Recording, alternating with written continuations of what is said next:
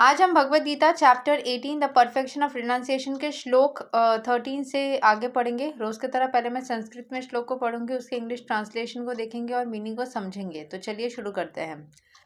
पंचैतनी महाबाहो करणानि निबोध मे संख्ये कृतान्ते प्रोक्तानि सिद्धये सर्वा कर्मणम्। O mighty armed Arjuna, according to the Vedanta, there are 5 causes for the accomplishment of all action. Now learn of these from me. A question may be raised that since any activity performed must have some reaction, how is it that the person in Krishna consciousness does not suffer or enjoy the reactions of work? The Lord is citing Vedanta philosophy to show how this is possible. He says that there are 5 causes of all activities, and for success in all activity, one should consider these 5 causes. Sankhya means the stock of knowledge, and Vedanta is the final stock of knowledge accepted by all leading acharyas. Even Sankara accepts Vedanta Sutra as such. Therefore, such authority should be consulted. The ultimate control is invested in the super soul.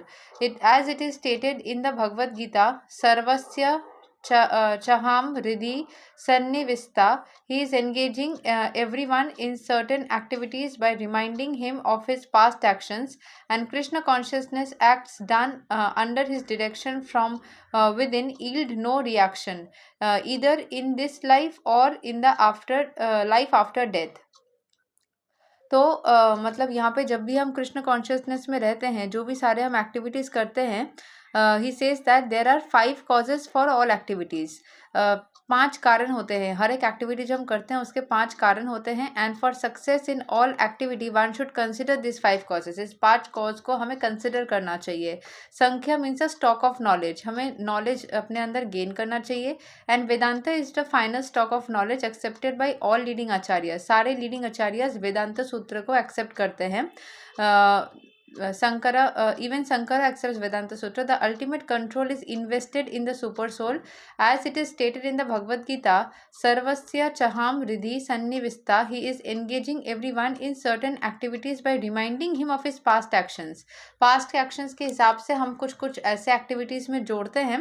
And Krishna consciousness acts done under this direction from within yield no reaction. जब हम Krishna consciousness में रहते हैं, हम किसी भी form of reaction में नहीं जुड़ते, इधर इन दिस लाइफ और in the life after death. यहाँ पे एक्सप्लेनेशन थोड़ी डिफिकल्ट है, ये आप समझ सकते हो कि ऐसे अगर कोई पूछे कि कृष्ण कॉन्शियसनेस में रहने से ऐसे कैसे संभव है कि हम सफ़र भी नहीं करेंगे और अपने सुखों की एन्जॉयमेंट भी नहीं करेंगे, तो उसमें भगवान ने जो मेंशन किया है वेदांत फिलोसॉफी को, जिससे हम समझ सकते हैं कि ये कैसे पॉसिबल है, वो यही बताते हैं कोई भी एक्टिविटी जो हम करते हैं उसके पीछे 5 कारण रहता है। एंड फॉर सक्सेस पाने के लिए इन all activity one should consider this 5 causes. हमें 5 कॉज को कंसिडर करना चाहिए। Sankhya means a stock of knowledge. संख्या मतलब है नॉलेज को गेन करना। वेदांता है फाइनल स्टॉक ऑफ नॉलेज, ठीक है। एंड जैसे हम नॉलेज को गेन करते हैं, हम पता लगता है हमें कि ये जो हमारे साथ हो रहा है ये क्यों हो रहा है। सबसे बड़ा दुख और दर्द कब होता है पता है? जब हमें यही नहीं पता चलता कि हमें जो दर्द हो रहा है या जो खुशी हो रही है वो किस वजह से हो रही है। जैसे हमारे पास नॉलेज होता है और हमें पता चल जाता है कि ये जो एक्टिविटी हम कर रहे हैं या जो हमारे साथ हो रहा है ये किस वजह से हो रहा है, ये क्यों, जब हमें पता लग जाता है तो आधे से ज़्यादा दर्द तभी खत्म हो जाता है। तो ultimate control is invested in the super soul, as it is stated in the Bhagavad Gita, सर्वस्य चहम रिधि सन्निविष्टा। He is engaging everyone in certain activities by reminding him of his past actions. हम पास्ट के एक्शंस को याद रखते हुए कि हमने ये गलत किया था तो उसको हमें भरना है, उस हिसाब से हम आगे के एक्शंस देते हैं, तो उस हिसाब से इसीलिए हमें दर्द नहीं होता, हमें रीज़न पता होता है। फिर श्लोक 14, आधिस्थनाम तथा कर्ता करनाम चा पृथग विदाम विविधाश्चा पृथक चेष्टा दैवाम चैवत्रा पंचमाम। The The place of action, the body, the performer, the various senses, the many different kinds of endeavor, and ultimately the super soul. These are the 5 factors of action.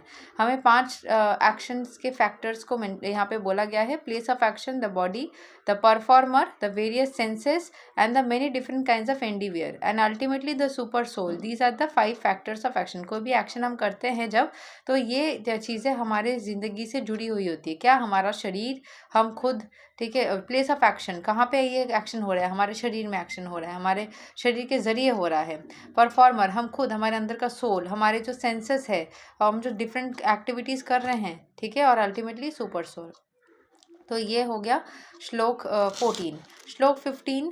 शरीरा वन मनोभीर यत् कर्मा प्रराभाते नरः न्यायां व विपरीतां व पंचैत तस्य हेतवा. Whatever right or wrong action a man performs by body, mind or speech is caused by these 5 factors. जो भी हम काम करते हैं, राइट और रॉन्ग, यही बॉडी, माइंड या स्पीच के ज़रिए ही हम करते हैं. श्लोक 16 तक हम पढ़ेंगे. नेक्स्ट श्लोक को हम पढ़ लेते हैं. तत्रैवं सति कर्ताराम आत्मनां केवलां तु यः पश्याति अकृता बुद्धितवान् ना स पश्याति दुर्मति. Therefore, one who thinks himself as the only doer, not considering the 5 factors, is certainly not very intelligent and cannot see things that as they are. जो इंसान सोचता है कि मैं ही सब कुछ कर रहा हूँ, ये सारे 5 फैक्टर्स को वो नहीं देखता है कि तुम ये ऐसा क्यों कर पा रहे हो. क्योंकि तुम्हारे पास शरीर है. वो शरीर किसने दिया? उस परमेश्वर ने दिया. सेंसेस है, वो सेंसेस सबके काम नहीं करते. किसी किसी के 5 सेंसेस में 5 ही काम नहीं करते हैं. तुम्हारे कर रहे हैं, तो उसके ज़रिए तुम कर रहे हो. उस शरीर के वजह से, उस आत्मा के वजह से, वो सारे सेंसेस के वजह से तुम कर रहे हो. ठीक है. श्लोक 17. यस्या नहान कृतो भावो बुद्धिर्यस्या न लिप्यते हतवपि सा इमा लोका न हन्ति न निबाध्यते. One who is not motivated by false ego, whose intelligence is not entangled, though he kills men in this world, does not kill, nor is he bound by his actions.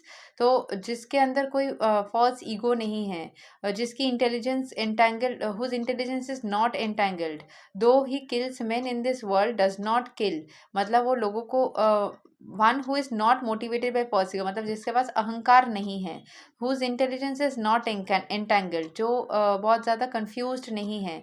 दो he kills man in this world, वो लोगों को मारता ज़रूर है इस दुनिया में. डज नॉट किल, एक्चुअल में नहीं मारता है. Not is he bound by his actions.